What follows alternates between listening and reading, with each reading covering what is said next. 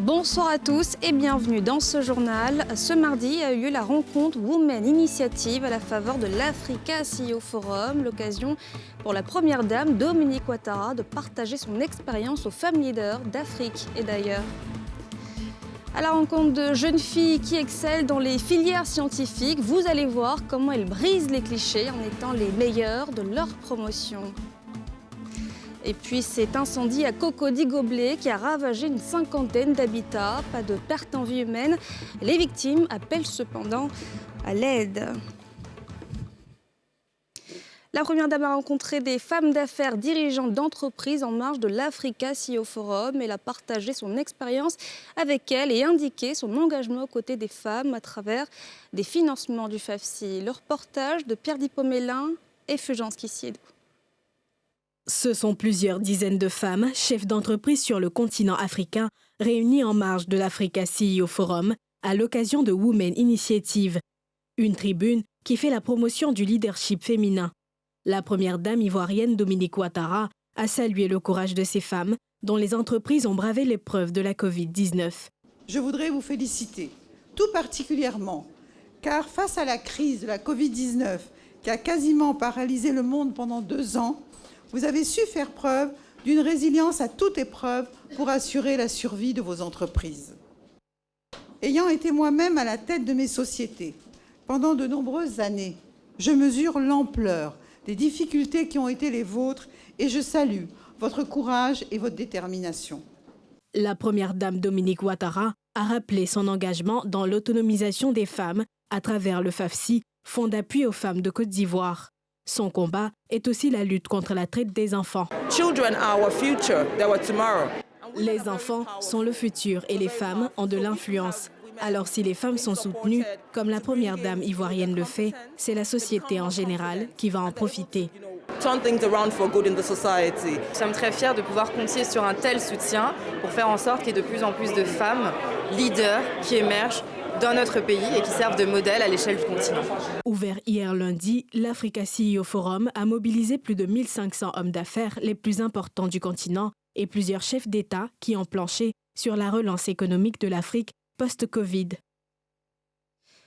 Plus tard, la première dame Dominique Ouattara a reçu la reine Maxima des Pays-Bas. Elles ont toutes les deux longuement échangé sur l'autonomisation de la femme et les difficultés qu'elles éprouvent pour accéder aux services digitaux dans le cadre de l'inclusion financière.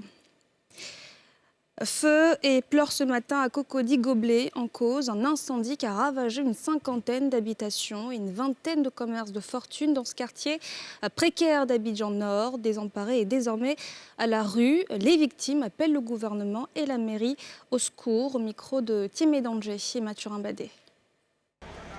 Abidjan Nord, le quartier Cocody-Goblet en émoi. Au cœur de la déprime des habitants, un incendie qui a réduit en cendres plusieurs habitations et commerces. Sur les lieux, des sinistrés désemparés en pleurs. Je suis sortie aller voir ma soeur.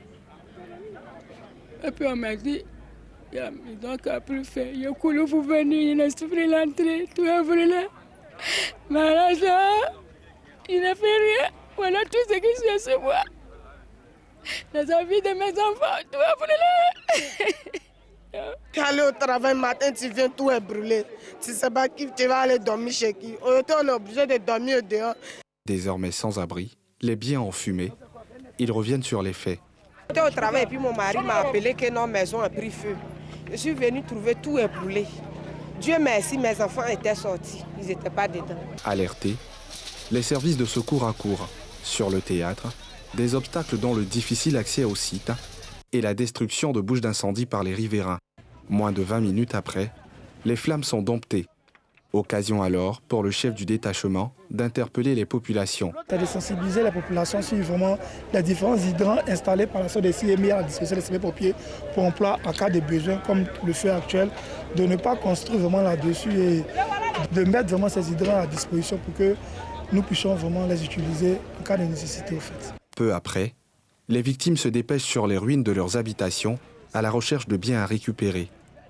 Amer constat, tout est parti en fumée, d'où le SOS à la mairie et au gouvernement. Tous mes papiers, ma fille passe ses examens, tout est rentré, tout, fait la pris tout. Parce que le gouvernement nous vienne en aide, que la mairie nous vienne en aide. Je n'ai plus rien, mais je n'ai même pas même quelque chose même dans la maison. Ils n'ont qu'à venir à mon secours. Même pour manger, même le soir, même il n'y en a pas. Tout mon argent est resté dans la maison, tout est brûlé. Notant qu'au décompte final, ce sont une 50aine de maisons et une 20aine de commerces de fortune qui ont été ravagés par cet incendie, dont l'origine reste à situer.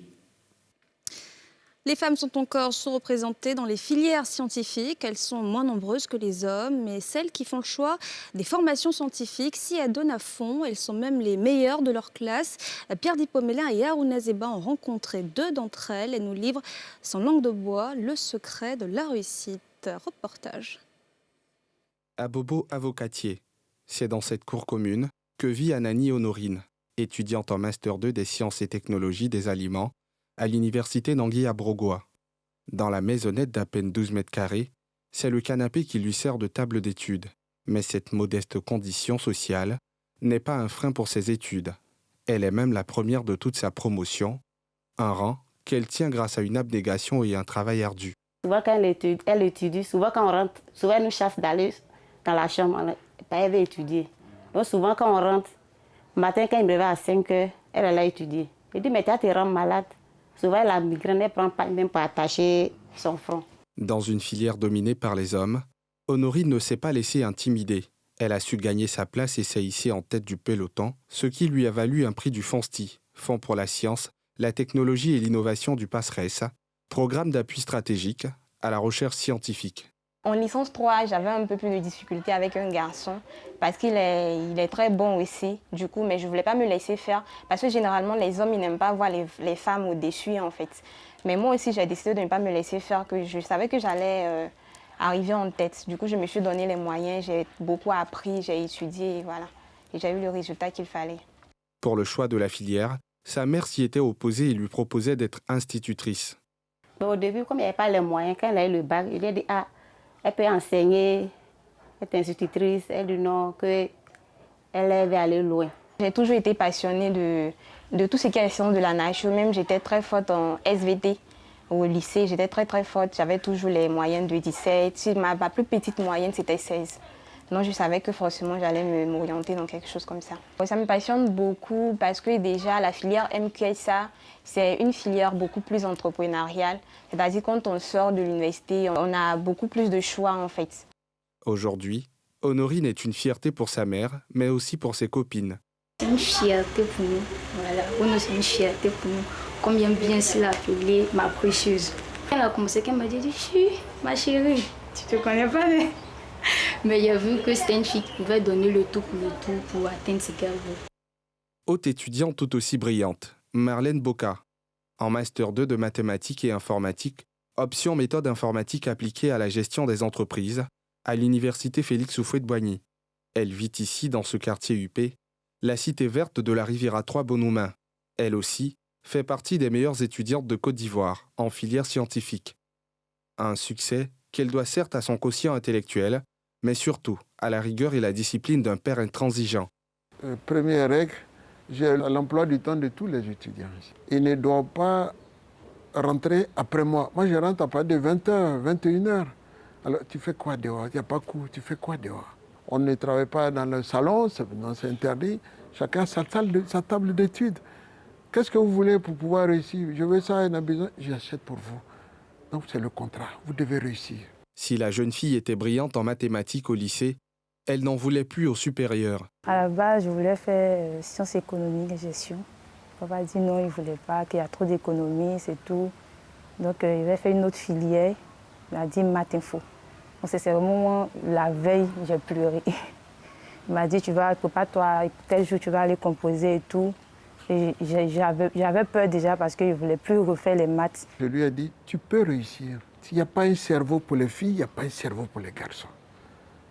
Il y a toute la documentation. Si tu te mets à travailler, il n'y a pas de problème. Moi, j'ai ma belle-sœur, la femme de mon grand frère, qui est professeure agrégée en mathématiques. qui enseignait à l'ENES, à l'université ici, maintenant aujourd'hui, une Française, aujourd'hui elle est retraitée. Mais pourquoi elle a quoi? Elle a fait 9 mois dans le ventre d'une femme, comme nous tous. Pourquoi elle a réussi, puis quand toi tu n'as pas réussi? Va, si ça ne va pas, on va voir ce qu'on va voir. Aujourd'hui, elle a pris goût aux mathématiques. Je voudrais continuer mes études, je voudrais apprendre plus, avoir des certifications dans des domaines qui vont me permettre de mieux rester dans mon choix, qui est le développement informatique. Honorine et Marlène, 2 profils différents mais la même ardeur au travail. Comme elle, plusieurs dizaines de ces étudiantes, qui excellent dans les filières scientifiques dans les universités publiques de Côte d'Ivoire, ont été primées par le FONSTI et le PASRES. Pour nous, il est important, pour un pays qui aspire à être émergent, de soutenir la beauté intellectuelle et l'attachement aux valeurs civiques et morales de nos jeunes filles, plutôt de mettre l'accent sur la beauté physique des jeunes filles, comme nous le constatons ces derniers temps dans notre pays. Donc c'est pour ça que depuis 4 ans, nous encourageons nos jeunes filles dans ces disciplines qui sont essentielles au développement socio-économique et culturel de la Côte d'Ivoire. Cette trouvaille du Fonds pour la science, la technologie et l'innovation et du programme d'appui stratégique à la recherche scientifique a permis aux lauréates de partir avec des lots et une bourse de 1 million de francs CFA chacune. L'action vise à inciter les jeunes filles à s'intéresser aux filières scientifiques qui restent encore l'apanage des hommes. Un site d'orpaillage clandestin a été démantelé sur le fleuve Bandama Rouge qui abrite le barrage de Tahabo. Une opération test du groupement spécial de lutte contre l'orpaillage qui a porté ses fruits. Au total, ce sont 16 dragues qui ont été détruites, comme le révèle cet élément de Tiemé Danger. Bandama Rouge, théâtre opérationnel de la mise en selle de l'unité nautique du GS Loa, groupement spécial de lutte contre l'orpaillage illégal. Sa mission, démanteler les abris de fortune sur le plan lagunaire et fluvial du pays, érigés en cachette des équipements des orpailleurs clandestins. Sur la route du détachement qui prend le relais des hommes au sol, des obstacles vite bravés.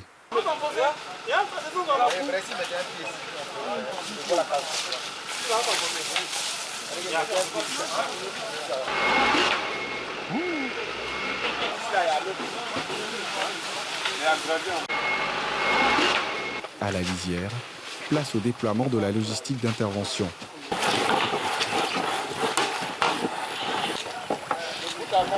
Peu après, les équipages se lancent aux trousses des cachettes sur le fleuve. Dans leur viseur, une cible, vite démantelée. Elle est vite mise hors de service. Cap sur le flanc gauche. Même découverte insolite. Des dragues, soigneusement camouflées désormais démasquées. Même logistique d'extraction illégale de l'or, même sort, elles sont détruites.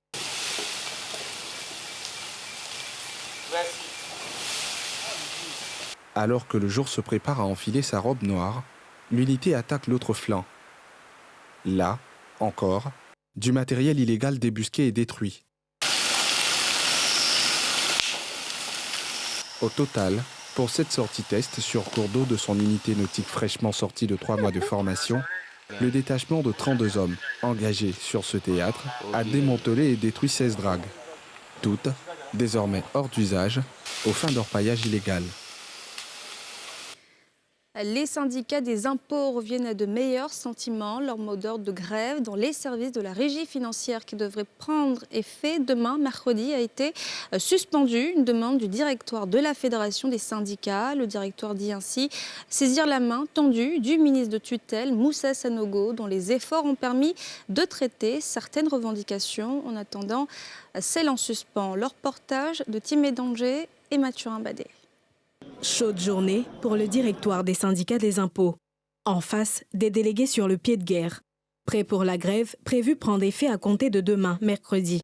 Pour obtenir de la suspension du mot d'ordre, les acquis des négociations avec la direction générale et le ministre de tutelle Moussa Sanogo sont déclinés. Ce profil a combien de temps? Depuis qu'on est là, combien de temps? Il n'a jamais même été publié. Mais aujourd'hui, même celui qui avait été publié autant de faits que c'est, il y avait des montants dedans. Donc c'est une avancée. On dit qu'il y a rang 2. Combien tu gagnes?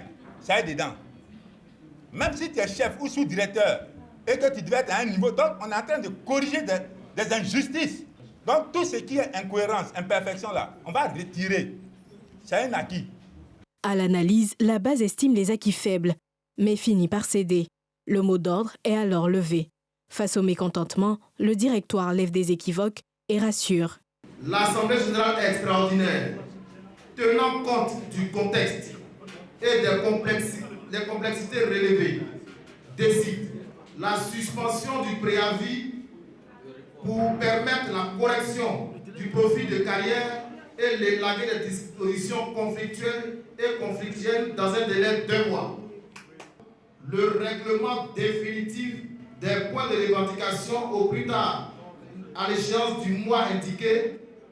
À l'issue de ce succès, la FESI-TGI se réserve le droit de déclencher sans autre forme de préavis la grève ici suspendue. La Fédération des syndicats a désormais un sursis d'1 mois pour satisfaire la base, faute de quoi la grève dans la régie financière évitée de justesse pourrait être à nouveau envisagée.